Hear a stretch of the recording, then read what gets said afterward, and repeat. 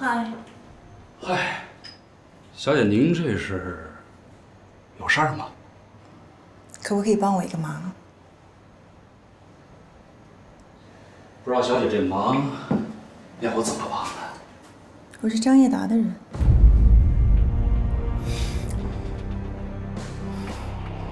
恕我有眼不识泰山，我不知道小姐您竟然是张总的人。张总，先进来再说吧。这也不太好吧？有什么不好的？我又不会吃了。进来。哎。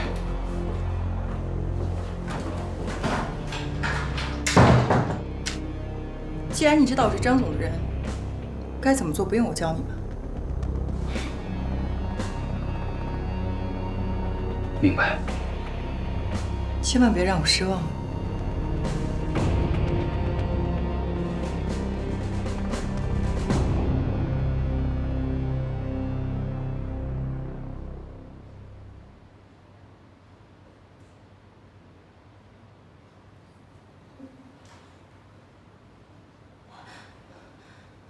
有没有人？有没有人？出来！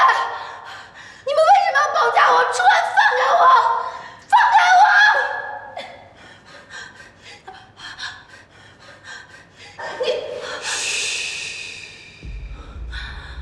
你是什么人？你为什么要绑架我？你放心，我对你不感興趣，所以你肯定死不了。我只是對你老公顧西城特感興趣。你要利用我幹什麼？你什麼都不需要幹，在這段時間裡呢，你只需要老老實實在這兒待着就行了。當然，在這段時間裡，如果你要是企圖想逃走，我肯定不會對你做什麼，但是我保證不了我旁邊的人對你做什麼。你想利用我威脅顧西城是不是？我告訴你，我根本就不是賀顯熙。你想用我，你想用我來威脅顧西城，根本就不可能，他根本就不會上當的。我當然知道你不是賀錦熙，我也不需要顧西城做什麼，他只需要接受結果就行。知道結果是什麼嗎，蘇妍希？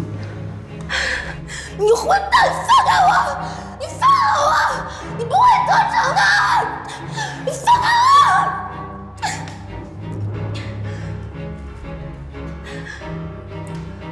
我！一定要把他照顧好啊！